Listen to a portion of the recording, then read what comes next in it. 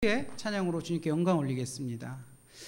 사랑해 주님, 너무나도 고맙고 감사드립니다. 부족한 저희들을 2016년도에도 아낌없이 사랑해 주시고 이렇게 은혜의 자리, 정말 주님께서 내려주신 축복의 자리로 초대해 주심을 감사드립니다.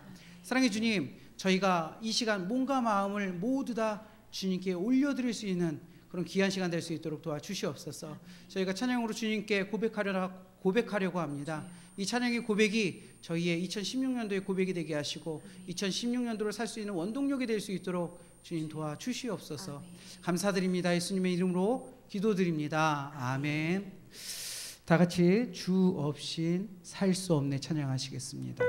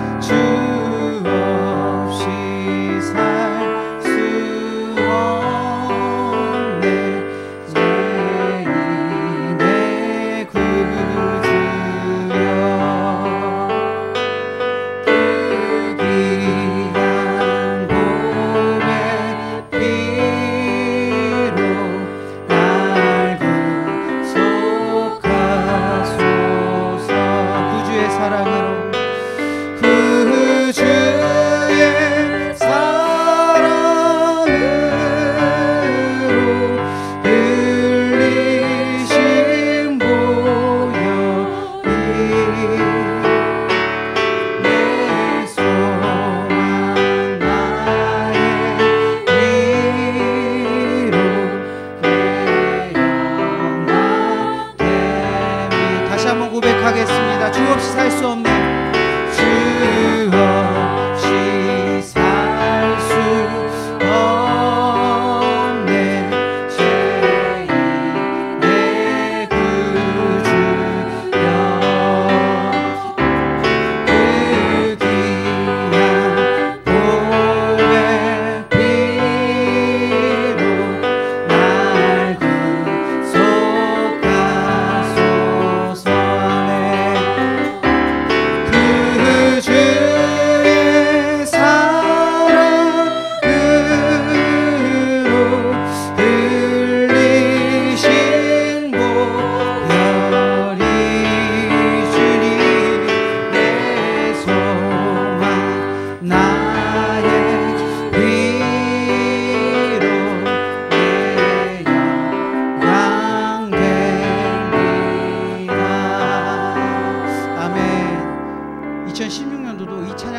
이 찬양의 고백처럼 주님만을 의지하는 성도님들 되시길 바랍니다.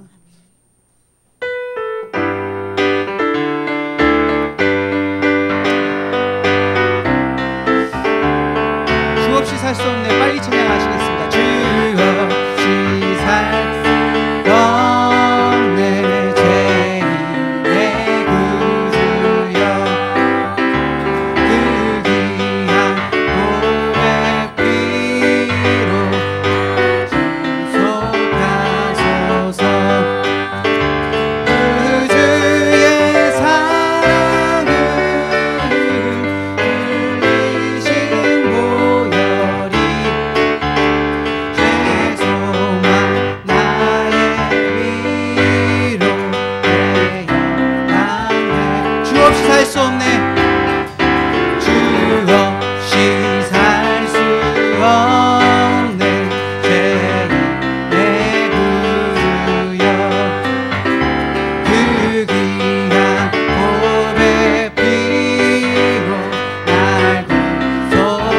구속하소서. 그 주의 사랑을 흘리신 보혈이 죄송한 나의 위로 되어나네. 정결한 마음 주시옵소서.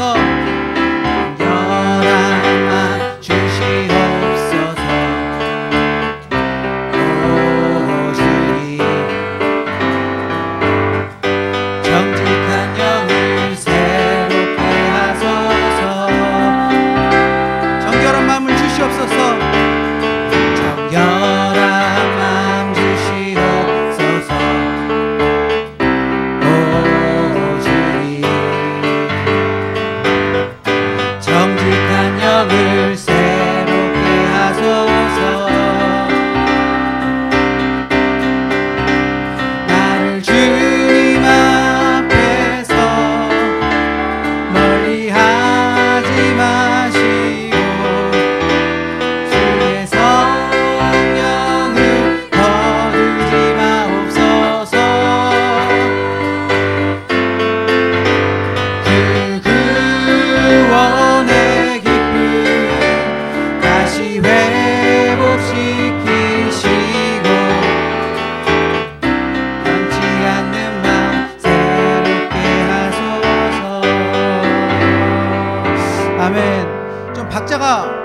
어색하죠? 너무 좀 느린 것 같습니다. 한번 이 찬양 하실 때 박수 치시면서 신나게 찬양하시겠습니다.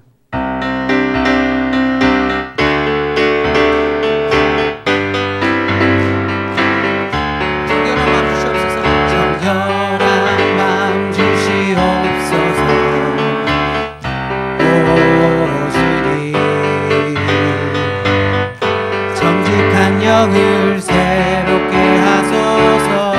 정결한 마음 주시옵소서. 정결한 마음 주시옵소서. 오주님 정직한 영을 새롭게 하소서. 나를 주님 앞에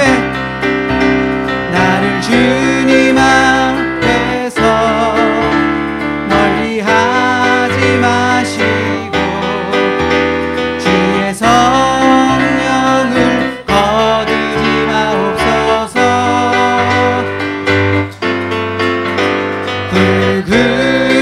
구원의 기쁨 다시 회복시키시고 변치 않는 맘 내 안에 주소서. 이 눈에 아무 증거 없어도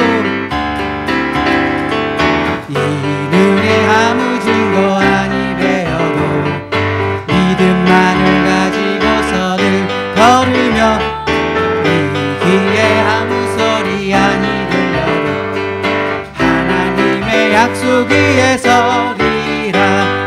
걸어가세 믿음 위에 서서 나가세 나가세 의심 버리고 걸어가세 믿음 위에서 눈과 귀에 아무 증거 이 눈이 보기에는 어떠하든지 이미 얻은 증거대로 늘 믿으며 이 맘에 의심 없이 살아갈 때에 주께서 이루리. 걸어가세 믿음 위에서 나가세 나가세 의심 버리고 걸어가세 믿음 위에 서서 눈과 귀에 아무 증거 없어도 당신의 거룩함을 두고 맹세한 주 하나님 아버지는 참 기쁘다. 그 귀한 모든 약속 믿는 자에게 능치 못할 무슨 일이 있을까. 왜 걸어가세 믿음 위에 서서 나가세 나가세 의심 버리고 걸어가세 믿음 위에 서서 눈과 귀에 아무 증거 없어. 이 눈이 아무 증거 아니 배워도 이 눈에 아무 증거 아니 배워도 믿음만을 가지고서는 걸으며 이 귀에 아무 소리 아니 들려도 하나님의 약속 위에 서리. 걸어가세 믿음 위에 서서 나가세 나가세 의심 버리고 걸어가세 믿음 위에 서서 눈과 귀에 아무 증거 없어. 걸어가세 걸어가세 믿음 위에 서서 나가세 나가세 의심 버리고 걸어가세 믿음 위에 서서 눈과 귀에 아무 증거 없어도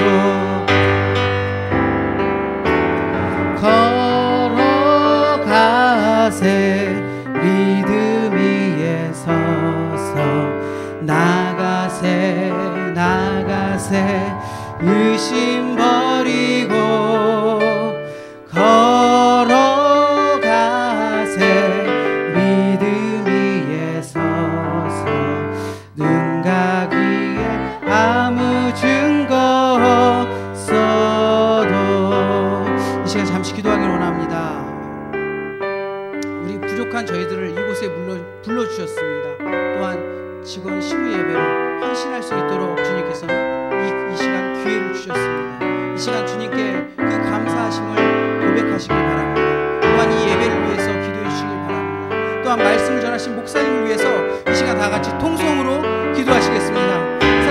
주님 너무나도 고맙고 감사드립니다. 이 시간 우리를 붙들어 주시고 이곳으로 인도하여 주셔서 정말 헌신하게 하심을 감사드립니다.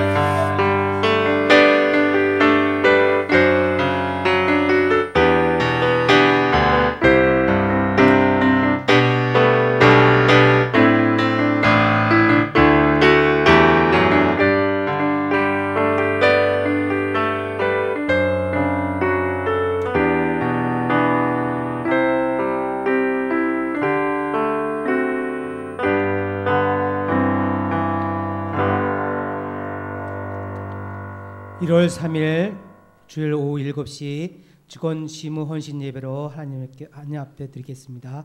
다 같이 묵도하시겠습니다.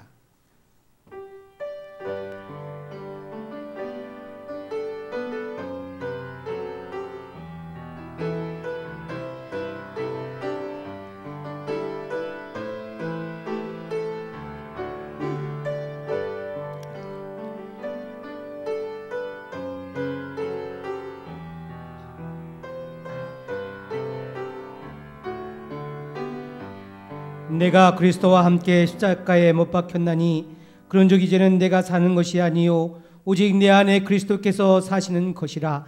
이제 내가 육체 가운데 사는 것은 나를 사랑하사 나를 위하여 자기 자신을 버리신 하나님의 아들을 믿는 믿음 안에서 사는 것이라. 직원 시무 헌신 예배로 하나님께 예배드리게 하심을 감사드립니다. 우리의 인생은 십자가에 못 박고 오직 우리 안에 성령님만, 예수님만 찾정하사 예수님 마음 품게 하여 주옵소서. 성령님 도와주시옵소서. 충만케 하여 주시옵소서. 이 시간 한 사람 한 사람 성령님 만져 주시옵소서. 예수님만 찾겠사오니, 예수님만 부르겠사오니 이 예배를 연락하여 주옵소서.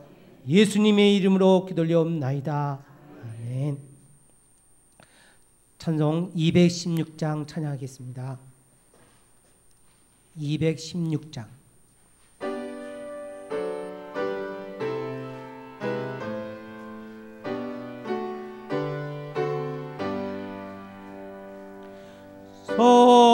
성자의 귀한 몸 날 위하여 버리신 그 사랑 고마워라.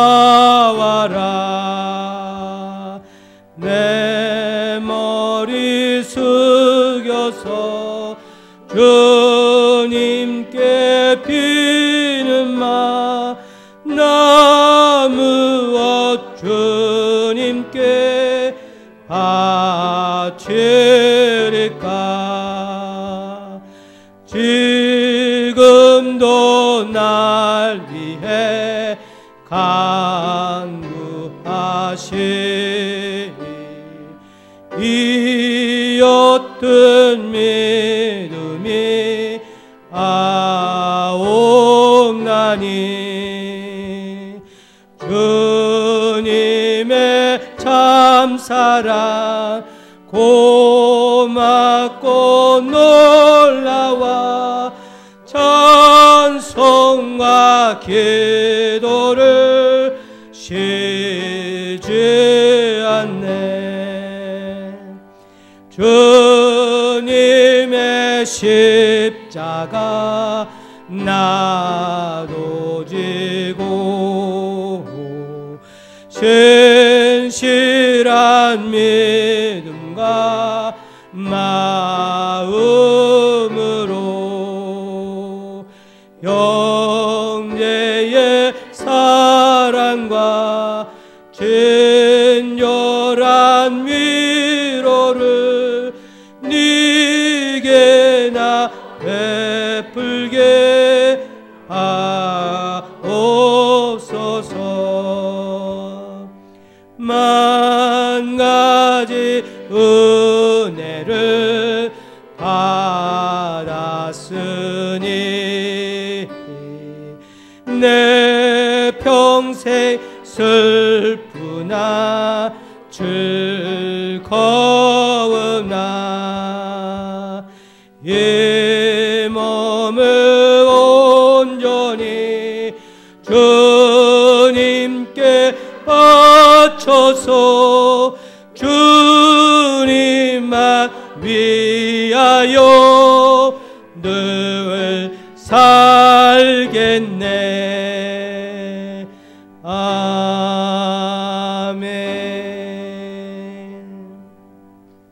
우리를 대표해서 박민자 권사님 기도해 주시겠습니다.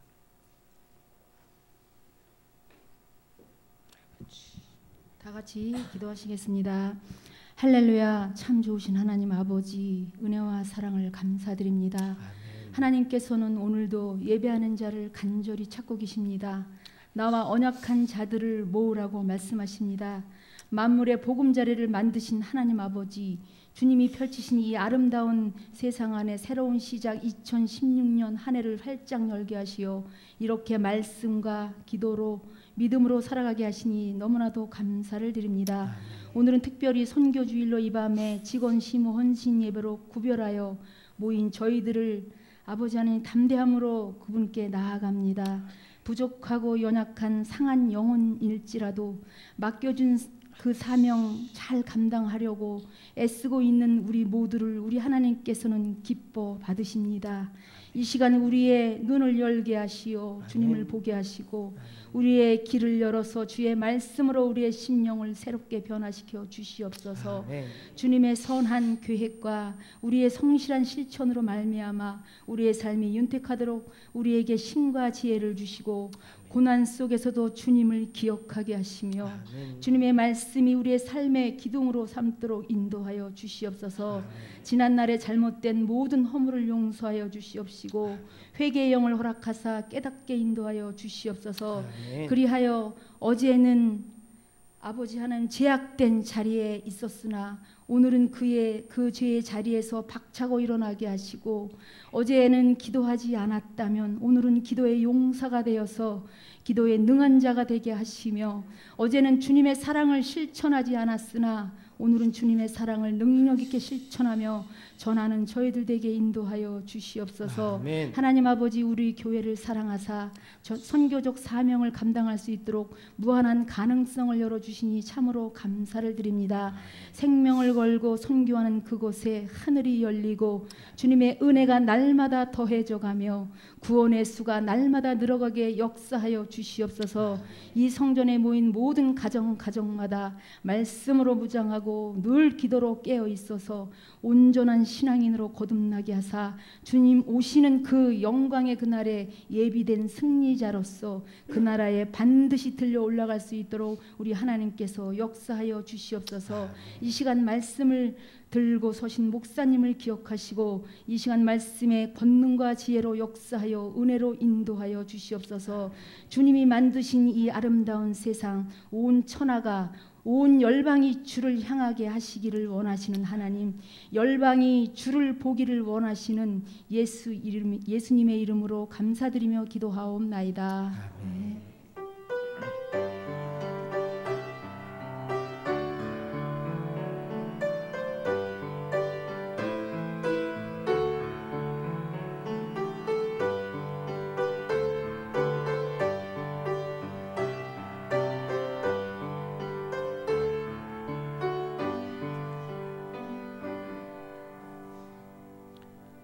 이 시간 성경 봉독 신경실 권사 나와서 말씀 읽겠습니다.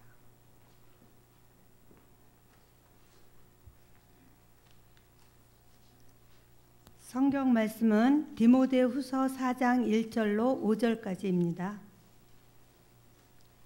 신약 성경 346쪽입니다.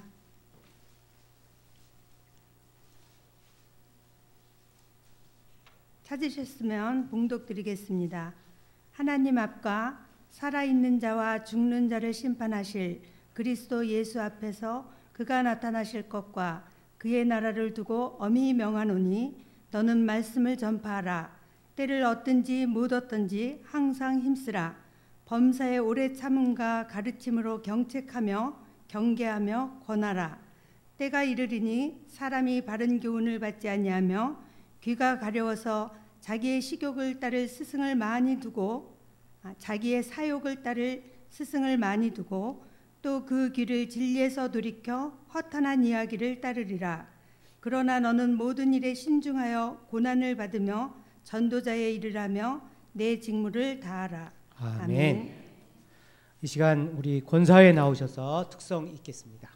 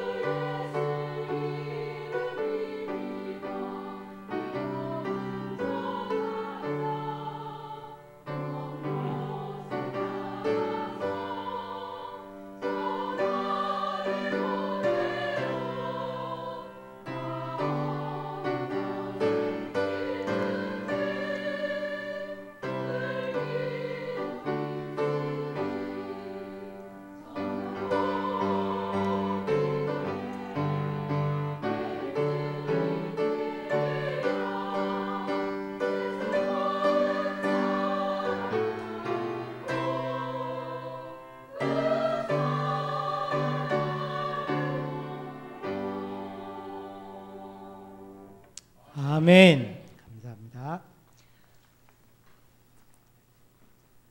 이 시간 한사랑교회 담임이신 이태규 목사님 나오셔서 말씀 전하실 텐데 큰 은혜 받으시기 바랍니다. 나오실 때 아멘. 네. 할렐루야 아멘. 아멘. 감사합니다.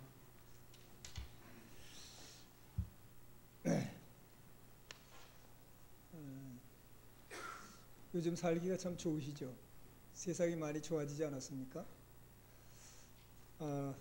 저희가 어렸을 적에 살던 그 환경을 보면은 지금 이렇게 좋은 옷들 입고 오셨는데 그때는 옷이 없었습니다. 구제품.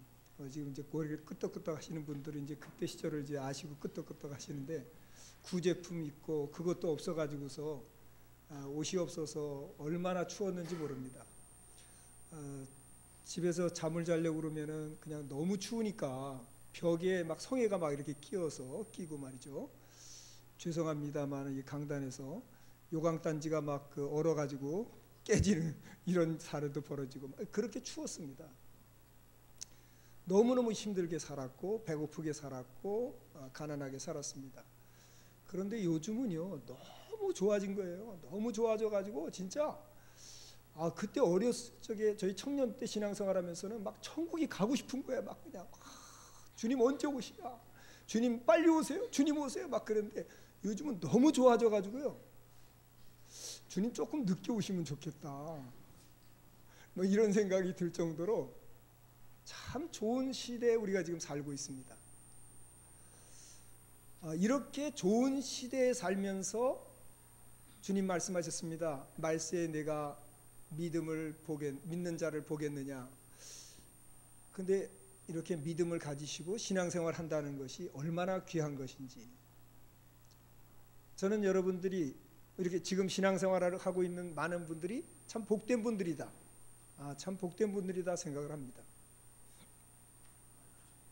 예, 제가 들고 갈까요? 예, 제가 들고 가겠습니다.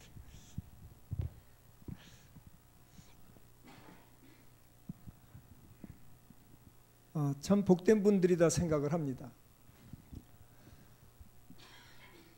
그런데 그렇게 신앙생활, 낮 예배를 드리는 분들도 참 복된 분이지만은 이렇게 저녁 예배가 지금 뭐 거의 없잖아요.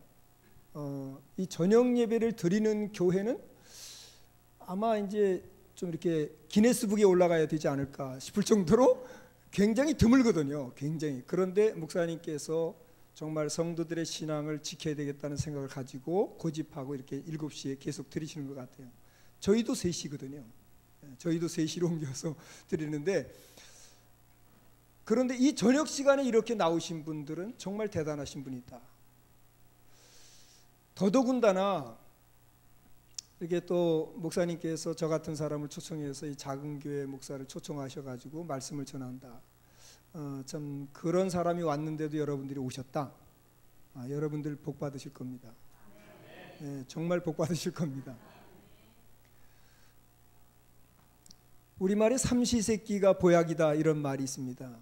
사실 늘 목사님을 통해서 귀한 말씀을 늘 듣고 그 말씀을 통해서 신앙이 너무나도 잘 성장하신 분들, 그런 분들에게 뭐 무슨 말씀을 전하겠습니까? 저는 단지 여러분들이 알고 있는 지금까지 배워왔던 것들을 다시 한번 짚어주는 뭐 그런 차원이 아닌가 그렇게 생각을 합니다.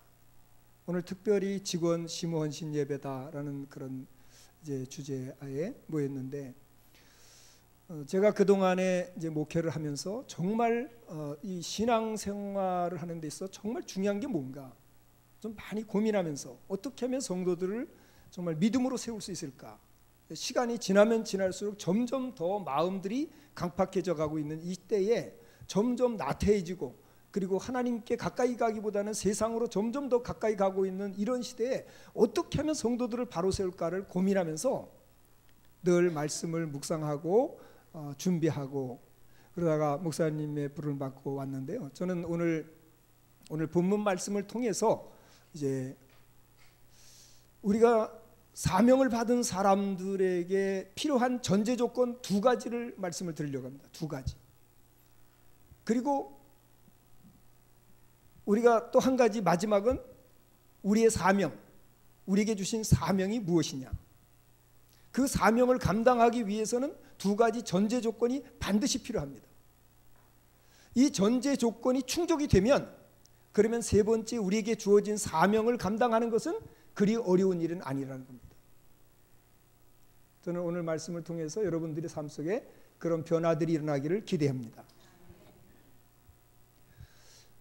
저희가 새벽에 저희 집이 이제 교회에서 한 10분 정도 떨어져 있습니다. 그래서 교회 이제 걸어서 갑니다. 걸어서 가다 보면은 도로를 건너가야 되는데 차들이 그 새벽에도요 차를 얼마나 뭐 차가 없으니까 빨리 달리겠죠. 그냥 막 쌩쌩거리고 달립니다. 근데 신호가 바뀌었는데도 그냥 달리는 거예요. 그냥 달리는 거예요. 그래서 그렇게 빨리 뭐가 그렇게 바빠서 이렇게 빨리 가나. 그런데 어느 날은 말이죠 차들이 얌전하게 서 있더라고요. 왜 그랬을까요? 그 앞에 경찰차가 있더라고요. 경찰차가 있으니까 말이죠. 그러니까 사람들이 가다가 다 얌전하게 멈춰 있는 거예요. 아, 그렇구나. 경찰차가 있으니까 차가 멈추는구나. 차가 멈추는구나.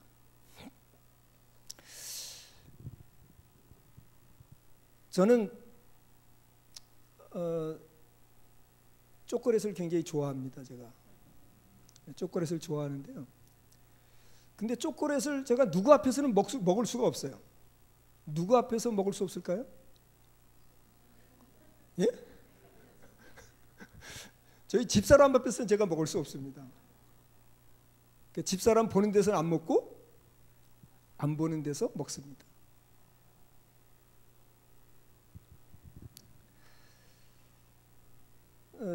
요즘 그 드라마 중에 저도 이제 밤에 늦게 들어가서 보는 드라마가 하나 있는데요. 여러분 금해상 아시죠? 금해상. 네, 금해상. 오해상인가요? 금해상이 아니고? 금사월. 원래는 금해상이잖아요. 원래는 그렇죠? 저도 스토리 조금 안다니까요. 이 금해상, 그 오해상이라고 그러죠. 그럼 오해상이가 5월이를 보면 굉장히 두려워하잖아요. 왜 두려워하죠? 지은 죄가 많아서. 그러니까 5월이 앞에만 가면 얘가 떠는 거예요. 막 5월이 앞에만 가면 떱니다. 우리가 오늘 읽은 본문 말씀에 보면요, 1절에 이런 말씀이 있습니다. 하나님 앞과 살아있는 자와 죽은 자를 심판하실 그리스도 예수 앞에서. 이 말씀은 장차 우리 주님께서 오실 그때에 주님 앞에 설 것을 말씀하고 있지만은, 사실은 우리가 장차 주님 앞에 서기 전에 우리는 지금 주님 앞에 살아야 된다고 믿습니다. 늘 주님을 인식하면서 사는 것이 중요하다는 것입니다. 하나님 앞에 있다는 사실, 하나님 앞에 있다는 사실을 믿으면서 산다면 우리가 어떻게 함부로 말하고 어떻게 함부로 행동할 수 있겠습니까? 하나님 앞에 산다면 함부로 말할 수 없죠. 제가 저희 집사람이 보면은 초콜릿을 안 먹고 기다리다가 안 보면 초콜릿을 하나씩 집어 먹습니다. 집사람 보는 눈이 무서워가지고 말이죠. 하나님이 보시는 건 안 무서운데 집사람이 보는 눈은 무섭더라고요. 사람들이 하나님은 안 무서워하고 감시 카메라는 무서워하더라고요. 저는 저희 교회에 이제 그 한 분이 말이죠, 앞좌석에서 항상 조시는 거야. 그래가지고 제가 캠코더를 요 뒤에다가 십자가 여기 있다가 이렇게 하나 달아놨습니다. 그랬더니 좋을까요? 안 좋을까요? 캠코더를 딱 달아놓으니까 안 졸더라고요. 안 졸아. 근데 나중에 다시 졸아. 왜 졸았을까요? 그게 가짜인 줄 알았거든. 그게 가짜인 줄 알고 졸더라고. 우리는 누가 보고 있다 그러면 정신이 번쩍 듭니다. 특히 하나님이 보고 계신다 그럼 눈이 번쩍 뜹니다. 정신이 번쩍 납니다. 지금 우리 예배를 하나님께서 보고 계신 줄 믿습니까? 그럼 우리 예배만 보고 계십니까? 우리의 집에서 생활하는 것도 보고 계십니까? 집에서 생활하는 것도 보고 계시죠. 깜깜한 극장 속에 들어가 있습니다. 거기서 우리가 뭐 하는 거 그거 보고 계십니까? 안 보고 계십니까? 거기서도 하고 있는 거 다 보고 계십니다. 우리가 어디 가서 뭘 하든지 다 보고 계십니다.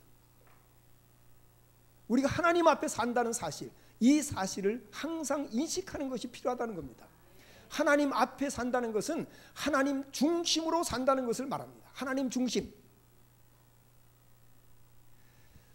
자, 제가 그 그림 하나를 잠깐 좀 보여드리겠습니다. 여러분들이 하나님 중심이죠. 항상 하나님이 우선이시죠. 그렇죠? 한번 좀 띄워줘 보시겠어요?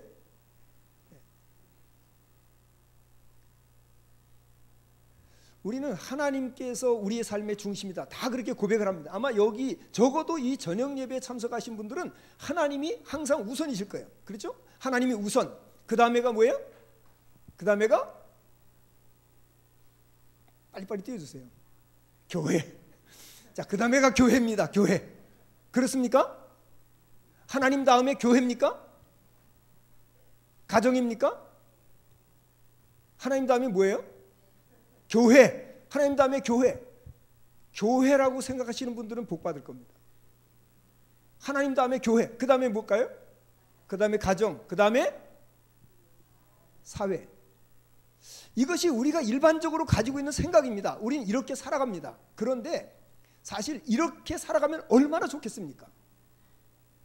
그런데 보세요. 우리가 신앙생활을 하다가도 내 자존심을 건드리면 어떻게 합니까? 내 마음을 상하게 하면 어떻게 합니까? 내가 듣기 싫은 말을 하면 어떻게 합니까? 내게 미운 짓을 하면 어떻게 합니까? 우리 아이들이 내 말 잘 안 들으면 어떻게 합니까? 그러니까 내가 생각하는 대로 내가 물건을 여기다 딱 놨는데 이게 저쪽에 놔져 있어. 그러면 어떻게 되죠? 내가 생각한 대로 안 하면 그러면 바로 우리는 어떻게 돼요? 바로 막 속에서 불이 부글부글 일어납니다. 자, 그래서 한번 보세요. 그 위에 누가 있나? 이게 우리들의 삶이요. 하나님 중심으로 산다고 하면서도 여전히 내가 있어. 내가 중심이 됩니다. 그래서 저는 이것을 가지고 나 중심 세계관이라고 붙였습니다.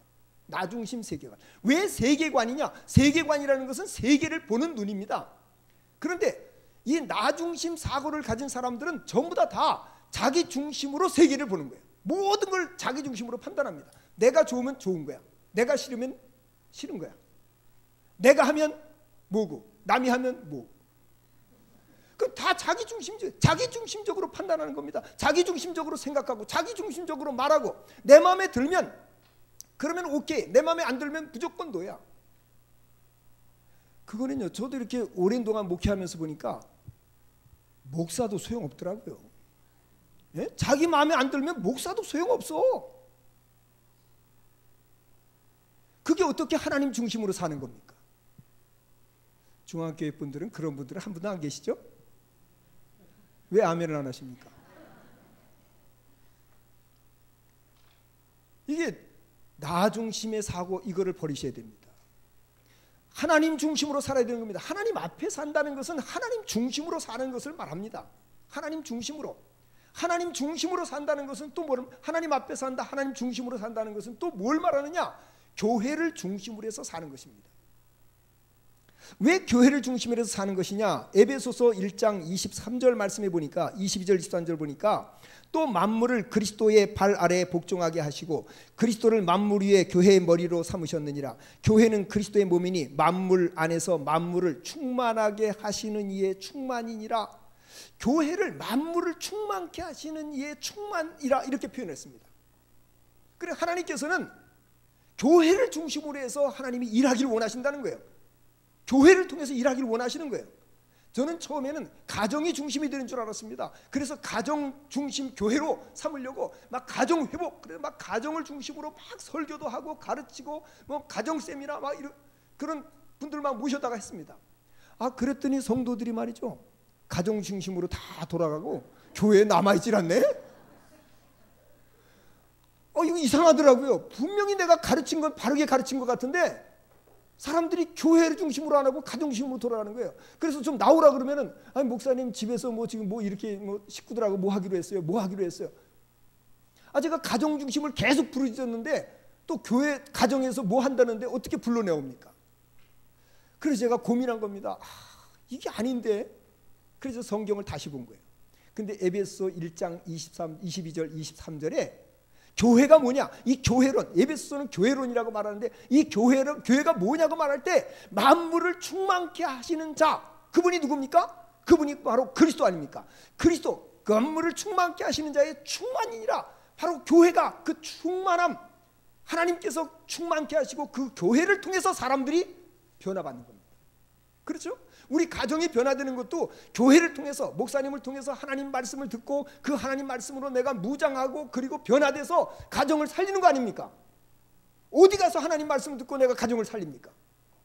스스로 깨닫습니까? 스스로 하기는 쉽지 않잖아요. 그렇죠? 물론 지혜로운 사람들은 혼자서도 잘하지만은, 그러나 혼자서 잘하는 사람들은 성령의 능력을 모르는 사람들입니다. 교회를 모르는 사람들입니다. 성경을 모르는 사람들입니다. 하나님께서는 교회를 중심으로 해서 일하기를 원하시는 겁니다. 너희는 그리스도의 몸이니 그랬어요. 그리스도는 누구라고요? 그리스도는 교회의 머리가 되신다. 우리는 몸의 지체로서 붙어있는 사람들입니다. 그냥 교회를 중심으로 해서 하나님께서 일하기를 원하신다는 거예요. 하나님 중심, 우리가 하나님 앞에 있다, 하나님 중심으로 산다, 그것은 곧 교회를 중심으로 해서 살아가는 것이라는 것을 우리에게 보여주고 있는 것입니다. 하나님 앞에 산다는 것은요, 또 하나님의 주권을 인정하는 것입니다. 하나님의 주권. 하나님의 주권을 인정한다는 것은 무엇을 말합니까?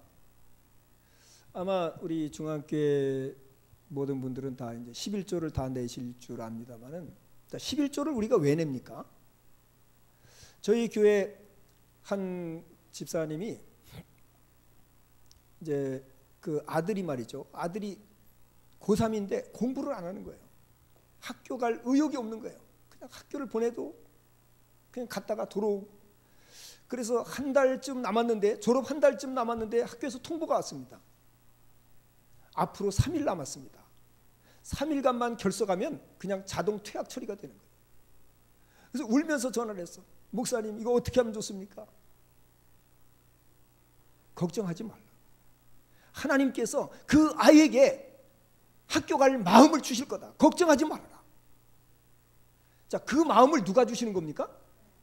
하나님이 주시는 겁니다. 일할 의욕, 그게 누가 주시는 거예요? 내가 의욕이 있어서 일하는 겁니까? 하나님이 주시는 겁니다. 내가 열심히 있어 내 열심으로 하는 겁니까? 아닙니다. 하나님이 주시는 겁니다. 그 집사님이요, 그 남편이 잘 다니던 직장에서 갑자기 해고를 당했어요. 그게 또 전화를 해가지고, 목사님, 남편이 해고를 당했습니다. 걱정하지 마세요. 하나님께서 직장을 구해주실 겁니다. 6개월 동안 직장이 없는 거예요. 그 6개월 동안 직장이 없으니까 집안이 어떻게 되겠습니까? 그게 막 굉장히 어려워지는 거죠. 어려워진 게. 그러면 수시로 전화해가지고, 목사님 어떻게 하면 좋으냐? 어떻게 하냐? 하나님께서 직장 주실 테니까 걱정하지 마라. 그런데 6개월이 지난 후에요, 예전에 10여 년 전에 다니던 그 직장에서 거기서 콜이 온 거예요. 그래서 그것을 갔는데 이전에 다니던 직장보다 더 좋은 대우를 받고 들어가서 지금 일하고 있어요. 직장을 누가 주시는 겁니까? 내가 원해서 가는 겁니까? 하나님이 주시는 겁니다. 직장도 하나님이 주시는 거예요. 일감 하나님이 주시는 겁니다. 내가 갖는 거 아니에요. 내가 잘해서, 내가 지혜로워서, 내가 돌아다니면서 일감을 구해오는 것이 아니라 하나님이 주시는 겁니다. 건강, 그건 누가 주시는 거예요? 하나님이 주시는 겁니다. 저는 지금 이렇게 멀쩡하게 서 있지만요, 젊은 시절에 저는 서 있을 수도 없었습니다. 그냥 주저앉았어. 이렇게 서 있다가도 갑자기 다리 힘이 쭉 빠져버리는 게 무슨 병인지도 모르지만 하여튼 갑자기 힘이 쭉 빠져버리고 그냥 쭉 주저앉아 버렸어요. 건강 누가 주시는 겁니까? 하나님이 주시는 겁니다. 자, 그러면 건강을 하나님이 주시는 것이요, 의욕을 하나님이 주시는 것이요, 일할 수 있는 일터전을 하나님이 주시는 것이요, 열정을 하나님이 주시는 것이라면, 그러면 그 물질은 누구 거예요? 하나님 겁니다. 하나님 거. 그 하나님의 것을 가지고서 11조를 드려라. 예전에 저희가 이제 농사를 지을 때요, 제가 시골에서 목회를 할 때 보니까 벌써 한 20년이 지났습니다. 아마 벌써 30년 가까이 되네요. 처음 목회할 때 제가 시골에서 목회를 했는데요, 그때 당시에 이 소작농을 하는 사람들이 그 이제 지주들에게 농토를 빌려 가지고서는 농사를 짓지 않습니까? 그때 당시에 60%까지 지주에게 주더라고요. 60%까지. 예? 자기가 뼈 빠지게 고생해가지고 지주는 땅만 빌려준 게 땅만 준 거야. 그런데 뼈 빠지게 일해가지고서는 60%를 주인에게 주는 거예요. 자기 40% 가지고 그거 다 자기 겁니까? 거기서 또 세금 떼어야지. 예? 이래저래 떼고 나면 자기는 30% 정도 가지고 먹고 사는 거예요. 10%가 많습니까? 아니잖아요. 하나님 앞에 산다? 하나님 중심으로 산다? 이것은 하나님의 주권을 인정하는 것입니다. 이러한 하나님 앞에 사는, 하나님 중심으로 사는, 하나님 주권을 인정하는 삶, 이런 삶을 사는 사람이라야, 그래야 하나님의 능력을 경험하는 것입니다. 그래야 하나님 살아계심을 경험하는 겁니다. 그래야 우리가 사명을 감당할 수 있는 거죠. 그런 하나님의 은혜를 경험하지 못하는데, 하나님의 능력을 경험하지 못하는데 어떻게 사명을 감당할 수 있습니까? 사명 감당할 수 없습니다.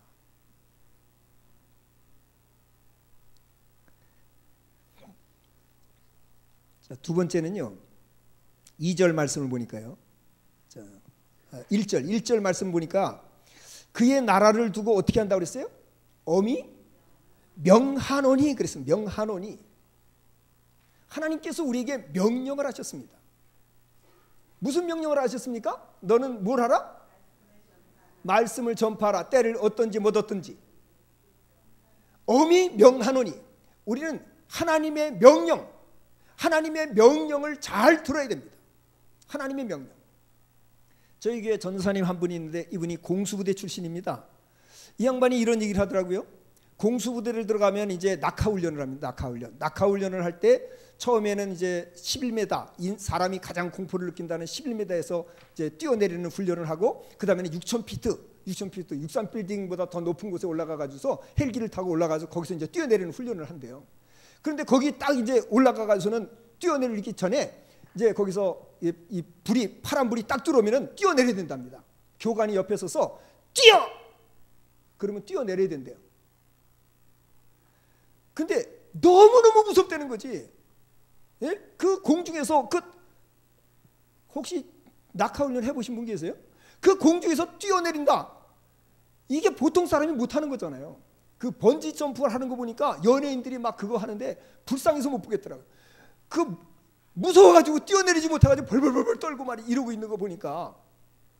그런데 그렇게 무서워서 떨고 있으면서 못 뛰어내리는데 뛰어내릴 수밖에 없대. 왜 뛰어내릴 수밖에 없느냐? 교관이 너무 무서워가지고. 예? 안 뛰어내렸다 그러면 내려와가지고 죽는다는 거예요. 그래 교관이 너무 무서워가지고 차라리 뛰어내리자. 하나님의 명령, 그 하나님의 명령, 하나님이 무서운 줄 알면 그러면 우리는 어떻게 해야 됩니까? 말씀을 들어야 되잖아요. 순종해야 되잖아요. 성경은요, 신명기서를 보면은 신명기서에서는 들어라 이 말씀을 계속해서 하고 있습니다. 신명기 4장 1절 말씀을 보니까 이스라엘아 이제 내가 너에게 가르치는 규례와 법도를 듣고 준행하라. 6장 4절에 보니까 이스라엘아 들으라 우리 하나님 여호와는 오직 유일한 여호와이시니. 28장 1절에도 보니까 내가 내 하나님 여호와의 말씀을 삼가 듣고. 하나님의 말씀을 들어야 된다는 것입니다. 하나님 말씀을 듣는다는 것은 무엇을 말합니까? 지금 이렇게 귀담아 들었다는 것을 말하는 겁니까? 아니면 행동으로 옮기는 것을 말하는 겁니까? 우리가 아이들이 그러잖아요. 야, 너 왜 그렇게 말을 안 듣냐? 그 말은 무슨 말이에요? 안 들었다는 얘기입니까? 듣고 행동에 안 옮겼다는 얘기예요. 행동에 안 옮겼다는 얘기잖아요. 지금 여기서 고개를 끄덕끄덕 하시지만은 행동으로 안 옮기면 듣는 거예요? 안 듣는 거예요? 안 듣는 거예요. 하나님이 어떤 분이신데 천지를 창조하신 분이고 우리의 아버지가 되시고 우리의 생사화복을 주장하시는 분이라 그렇게 우리가 믿고 있으면서 그분이 우리의 삶을 주장하시는 분인 걸 믿고 있으면서 그러면서 말씀을 안 듣는다? 그 믿는 걸까요? 안 믿는 걸까요? 안 믿는 거죠. 안 믿는 거예요. 믿는다면 어떻게 해야 돼요? 말씀을 들어야죠. 저는 시골에서 목회하면서 이제 교회를 건축할 기회가 있었습니다. 그래서 교회를 건축하려고 이제 그 시골 교회 뭐 다 해봐야 한 10분 정도밖에 안 됐어요. 그 10분 정도밖에 안 되는데 그래서 이제 한 100만 원씩 작정해가지고 우리 교회를 짓자. 이래가서 이제 작정을 합니다. 그래서 뭐 서로들 이제 100만 원씩 하겠다. 집사님들도 100만 원씩 하겠다. 막 이러는데 권사님 한 분이 자녀가 3분이 목회자입니다. 근데 이분이 자기는 말을 못 하겠다는 거예요.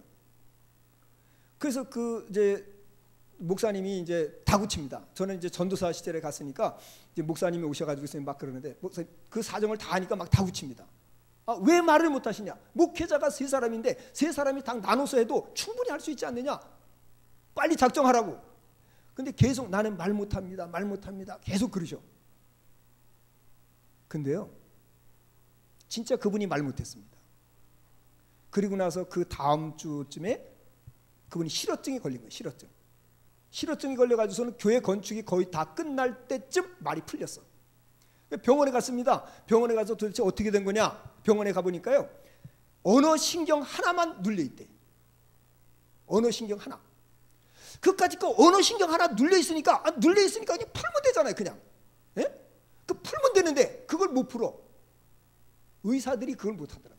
의사분들이 그거 하나 못 풀더라고. 그 풀면 되잖아. 눌려있으니까 눌린 거 그냥 이렇게 눌려있으니까 살짝 들면 되지 않아요? 그러면 되지 않아요? 근데 그걸 못 하더라고요. 누가 하는 거예요? 누가 하는 거예요? 하나님이 하시는 겁니다. 하나님이 하시는 거예요. 우리의 건강 누가 책임진다고요? 하나님이 책임지시는 겁니다. 근데 어떻게 우리가 하나님의 명령을 안 듣습니까? 우리가 하나님 말씀에 순종하는 것은 우리의 삶의 전 영역에서 해당이 되는 겁니다. 교회 안에서는 물론이고 뭐 교회 안에서는 당연하죠. 목사님 말씀에 순종하는 것은 너무나도 당연합니다. 그럼 직장에서는 어떻습니까? 직장에서는 우리가 상사들이 잘못하면 함부로 해도 됩니까? 베드로서에서는 말씀합니다. 까다로운 상사랄지라도 그래도 바르게 대하라는 거예요. 애매히 고난을 받아도 그리스도를 생각해서 참으면 아름답다 그랬어요. 저희 교회 집사님 한 분이 이제 직장 생활하면서 이 상사하고 부딪혔습니다. 근데 이 사람이 와서 하는 얘기가 뭐냐면 상사가 분명히 잘못했다는 거지. 자기는 잘못한 거 없다는 거야. 자기는 바른 말을 했을 뿐이라는 거야. 근데 얘기를 듣고 보니까 정말 그 사람 말이 맞더라고. 상사가 분명히 잘못했어. 그때 제가 이 순종이라는 책, 존 비비어 목사님이 쓰신 순종이라는 책을 가지고 가르치고 있었던 때입니다. 그때 제가 그 책을 중심으로 해서 이렇게 얘기를 했습니다. 지금 당신이 그분에게 순종하지 않으면 하나님께서 일하실 수 있는 권한을 당신이 빼앗는 거다. 당신이 순종하면 그 사람에게 순종하는 것이 아니라 하나님께 순종하는 것이다. 왜? 성경에 나와 있으니까. 상사들에게 순종하라고 했으니까, 권세자들에게 순종하라고 했으니까, 까다로운 이들에게라도 순종하라고 했으니까 성경 말씀대로 순종하는 것이다. 그게 순종이잖아요. 내게 잘하는 사람에게만 순종하는 것이 아니라 까다로운 사람에게 순종하라고 했으니까 그게 순종이잖아요. 그렇게 순종하라. 하나님께서 일하시도록 순종하십시오. 그럼 어떻게 하냐고 말이지. 막 그냥 계속해서 막 그러시는 거예요. 그냥 무조건 참아야 되느냐? 그게 아니라, 무조건 참는 게 아니라 우선적으로 그 사람을 존경하는 태도를 가지고, 그리고 온유한 태도로 말을 해라. 막 딱딱거리고 말하지 말고 온유한 태도로 말을 해라. 그리고 상대방에게 유익이 되도록 말을 해라. 이게 성경에 나와 있는 얘기입니다. 아비가일의 얘기라든지 이런 성경에 다 나와 있는 얘기들이거든요. 그렇게 얘기를 하라고 제가 가르쳤습니다. 이분이 그 다음에 가가지고 그대로 실행했어요. 그리고 그 다음 주에 와서 뭐라고 고백하냐면, 목사님, 상사가 변했어요. 상사가 변했다는 거예요. 내가 하나님 말씀에 순종하니까 상사가 변하더라는 거예요. 그럼 자기한테 너무너무 잘해준다고 고백하더라고요. 가정에서는 어떨까요? 오늘 여기도 이제 여 집사님들, 권사님들이 많이 계신데요. 어떻게 남편에게 순종하십니까? 왜 고개를 숙이시나요, 자꾸?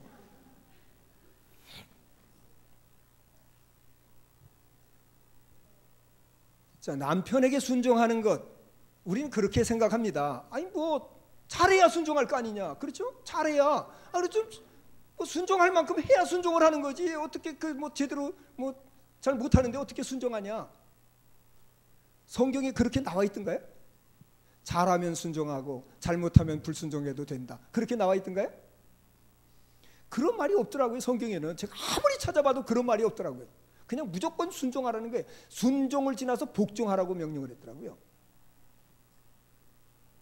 그럼 남편이 마음에 안 드는데 어떻게 하냐는 거지. 예? 그래도 순종하기를 부탁을 드립니다. 예, 아멘이 작을 줄 제가 알았습니다. 쉬운 일이 아니니까요. 정말 쉬운 일 아니죠. 예, 제가 아멘 작을 줄 알았어요. 이것은 남편에게 순종하는 것은 곧 누구에게 순종하는 것이다? 하나님께 순종하는 것입니다. 내가 너에게 엄히 명하노니, 그 엄히 명한다는 그 말씀이 전도하는 것에만 해당되는 것이 아니라 하나님 말씀 전체에 순종해야 된다는 것입니다. 그것은 전 영역에서 순종해야 된다는 것입니다. 교회에서만 순종하는 것이 아니라 하나님 말씀에 가르친 대로 부모에게 순종하고, 아내는 남편에게 순종하고, 순종하라는 것입니다. 그런 자세, 그런 순종하려는 자세, 모든 영역에서 순종하려는 자세, 이런 자세를 가질 때 하나님께서 역사하시는 것을 볼 수 있지 않겠습니까? 하나님의 능력을 경험하지 않겠습니까? 그때 하나님이 역사하시는 겁니다. 하나님이 그냥 역사하지 않습니다. 하나님 분명히 말씀하셨습니다. 내가 너에게 명령하는 규례와 율례와 법도를 지켜 행하면, 그러면 어떻게 하시겠다고 그랬습니까? 신명기 28장에 뭐라고 말씀했습니까? 모든 민족 위에 뛰어나게 할 것이다. 너를 치러 왔던 대적이 한 길로 왔다가 몇 길로? 7길로 도망가게 할 것이다. 내가 들어가도 복을 받고 나가도 복을 받고 들에도 복을 받고 내 자식 새끼에도 복을 받고 떡반죽 그릇에도 복을 받고 내 자녀들이 머리가 될지언정 꼬리가 되지 않게 하겠다. 하나님께서 막 복을 부어주시겠다고 약속을 하셨습니다. 누구에게요? 누구에게? 순종하는 사람에게. 순종하는 사람에게. 그것은 전 영역에서, 하나님 말씀은 전 영역에 대해서 말씀하고 있는 겁니다. 어느 한 곳에만 말씀하는 게 아닙니다. 전 영역에서 순종하는 바로 그 사람에게 하나님께서 복을 주시겠다고 약속하신 겁니다. 그 약속의 말씀을 정말 믿습니까? 정말 믿는다면 순종하시기 바랍니다. 가정에서 남편에게 순종하시기 바랍니다. 저는 요즘 특히 이제 우리 청년들이 결혼을 안 하려고 하지 않습니까? 그 왜 그런지 아세요? 부모를 보고 결혼을 안 하려고 하는 겁니다. 부모가 행복하지 않으면 누가 결혼을 하려고 그러겠어요? 예? 부모가 행복해야, 그래야 자녀들이 나도 저렇게 살고 싶다 이게 되는 거 아닙니까? 날마다 싸우는데 어떻게 결혼할 마음이 생기겠습니까? 나도 결혼하면 저럴 텐데. 예? 그래서 결혼 안 하려고 하는 거죠. 그건 다 우리들 책임입니다. 어른들 책임이에요. 부모들 책임입니다. 지금부터라도 우리는 부부간에 아주 금슬 좋은 부부로, 오늘 이후로 중앙교회의 모든 부부는 야 정말 중앙교회 가보니까 부부 금슬이 최고더라 막 이런 소문이 나기를 부탁을 드립니다. 아멘 소리가 역시 작으십니다. 정말 순종하기 힘든 주제가 랍니다. 남자분들은 아멘을 크게 하시는데 여성분들은 아멘을 잘 안 하시네요.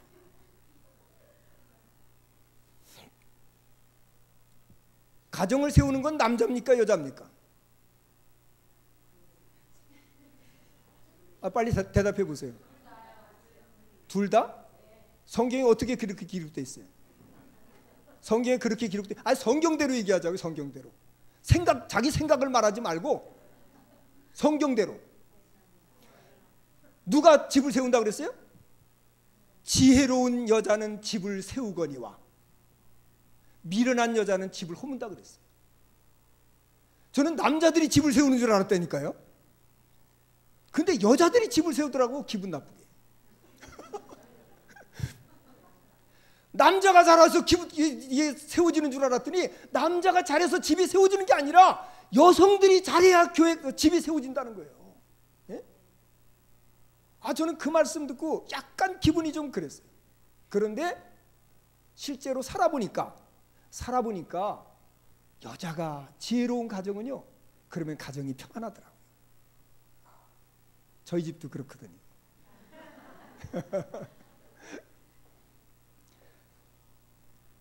저는 사실 제가 우리 여성들을 굉장히 존경합니다. 여성들 여러 가지 면에서 정말 존경합니다.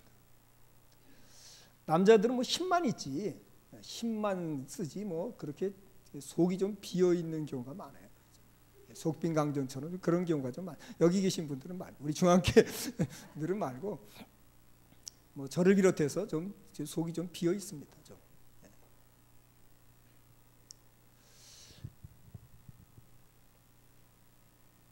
자, 우리가 이렇게 어떤 전제 조건, 하나님 앞에 사는 삶, 그리고 하나님 말씀에 순종하는 삶, 이런 삶을 통해서 우리가 하나님의 임재를 경험하고 하나님의 능력을 경험하고 우리 삶 속에서 하나님의 그 놀라우신 능력을 경험할 때 비로소 우리들이 사명을 감당할 수 있을 줄로 믿습니다. 그런데 오늘 사명을 감당하라, 너는 말씀을 전파하라, 때를 얻든지 못 얻든지 항상 힘쓰라 그랬는데 문제가 있더라고요. 그 문제가 뭐냐? 3절 4절 같이 한번 읽어봅니다. 때가 이르니 사람이 바른 교훈을 받지 아니하며 귀가 가려워서 자기의 사욕을 따를 스승을 많이 두고 또 그 귀를 진리에서 돌이켜 허탄한 이야기를 따르리라. 아멘. 요즘 전도하기 얼마나 어렵습니까? 말 안 듣잖아요. 그렇죠? 말 안 듣습니다. 지금 성경에 이미 예언해 놨습니다. 말 안 들을 거다 다 예언해 놨습니다. 그럼 방법이 없나요? 방법이 없습니까? 저는 모세를 통해서 방법을 찾았습니다. 모세가 하나님께 부름을 받았습니다. 하나님께 부름을 받을 때 그가 무슨 핑계를 댔죠? 혹시 기억하시나요? 무슨 핑계를 댔습니까? 나는 뭐가 둔하다? 입이 둔하다. 입이 뻣뻣하다. 말을 못하겠다. 내 말을 누가 듣겠냐? 그래서 계속 핑계를 댑니다. 실제로 모세가 입이 둔했을 수도 있습니다. 어쩌면 사람 앞에 나서는 것을 두려워하는 대인 공포증이 있었을지도 모릅니다. 그럼 지금 저를 보시는 여러분, 제가 지금 떨고 있나요? 그런가요? 아니죠. 예. 제가 중학교 때요, 미션 스쿨을 다녔습니다. 3명이 나와서 기도를 합니다. 한 사람은 이제 감사기도, 한 사람은 회개기도, 세 번째 사람은 간구기도, 이렇게 기도를 이제 차례대로 하게끔 돼 있습니다. 제가 첫 번째 이제 그 감사기도를 하러 이제 딱 첫 번째 제가 순서를 맡았습니다. 딱 마이크를 잡고서 기도를 시작합니다.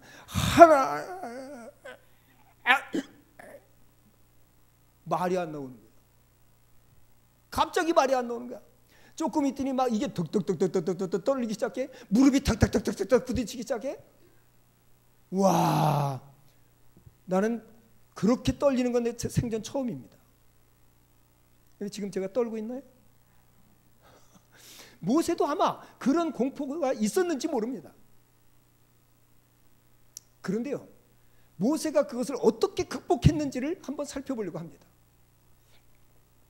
출애굽기 7장 1절에 보니까요, 여호와께서 모세에게 이르시되 볼지어다 내가 너를 바로에게 신같이 되게 하였은즉, 신같이 되게 하였은즉, 아론에게는 하나님처럼 되게 하겠다 4장 16절에 이미 말씀하셨고, 바로에게도 내가 너를 바로 왕 앞에서 신처럼 되게 하겠다.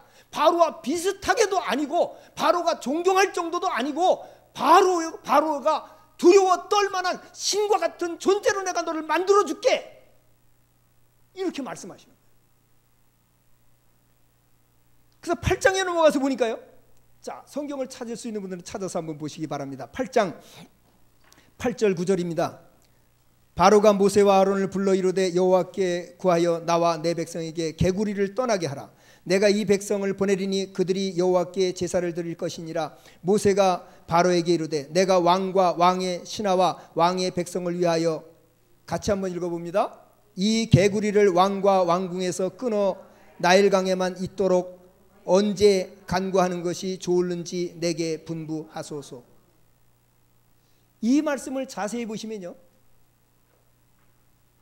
지금 모세가 앞에서는 계속 말을 더듬고 말 못하겠다, 내가 입이 둔한 자다, 이렇게 표현하던 이 사람이 하나님의 말씀을 듣고 나서 바로 왕 앞에 나갈 때 얼마나 담대했는지. 개구리가 지금 온 천지 사방의 개구리입니다. 개구리 천지야. 그 바로 왕이 이것 좀 없애달라 그랬더니 모세가 하는 말이 언제 없애질까요? 지금 당장 없앨까요? 1시간 후에 없앨까요? 내일 없앨까요? 시간을 정하라. 그러면 내가 그대로 하겠다는 거예요. 이게 믿음이 없이 이게 가능할까요? 하나님의 능력을 믿지 않고 그게 가능할까요? 모세가 하나님께서 자기와 함께 하신다는 확신이 없이 이게 가능할까요? 이건 불가능한 일입니다. 하나님이 함께 하시니까, 하나님이 함께 하신다는 확신이 있으니까, 그러니까 두려움이 사라져 버리는 거구나. 그런 공포가 사라져 버리는 거구나. 그런 트라우마가 사라져 버리는 거구나. 그런 상처들이 사라져 버리는 거구나. 하나님이 함께 하시면 능치 못함이 없다 하신 그 말씀대로 하나님이 함께 하시니까 역사가 일어나는구나. 이미 예언을 했지만 귀가 가려워서 사람들이 진리를 떠난다. 분명히 하나님이 예언을 했습니다. 바울을 통해서 예언을 했습니다. 그럼에도 불구하고 답이 없느냐? 아니라는 거죠. 하나님이 함께 하시면 할 수 있다는 겁니다. 출애굽기 4장 12절에 이제 가라 내가 내 입과 함께 있어서 할 말을 가르치라 말씀하셨던 그 하나님께서 누가복음 12장 12절 말씀 보니까 마땅히 할 말을 성령이 곧 그때에 너희에게 가르치시리라. 지금도 여전히 역사하시겠다는 거죠. 그때 역사하시는 하나님께서 지금도 여전히 역사하시겠다는 거예요. 할렐루야. 주님을 배반했던 베드로는 어땠습니까? 그는 성령 받고 나서 어떻게 변했습니까? 내가 사람을 기쁘게 하랴 하나님을 기쁘게 하랴, 내가 너희 말을 들으랴 하나님 말을 들으랴. 죽음을 두려워하지 않았죠. 하나님이 함께 하시면 이런 변화가 일어납니다. 하나님과 함께하는 사람, 하나님 앞에서 하나님 중심으로 살기를 원하는 사람, 하나님 중심, 그분이 무엇을 말씀하시든지 제가 가겠습니다. 주님이 무엇을 명하시든지 제가 그대로 순종하겠습니다. 내 마음에 들지 않지만, 내 기분은 지금 그게 아니지만은 저도 마찬가지입니다. 저도 집사람하고 살면서 왜 화나는 일이 없겠습니까? 왜 짜증나는 일이 없겠습니까? 어떤 때는 야 정말 잘못했다, 내가 잘못했어, 결혼 잘못했다, 그런 생각이 들 때가 왜 없느냐 그 말이에요. 그럴 때가 있잖아요. 다 그럴 때가 있잖아요. 그렇죠? 그럴 때 있죠. 예. 저도 그럴 때가 있더라고요. 그럴 때가. 그런데 내 감정은 그렇지만, 그러나 누가 원하시는 거예요? 그게 누가 원하는 거예요? 아니 그걸 어떻게 하나님이 원하십니까?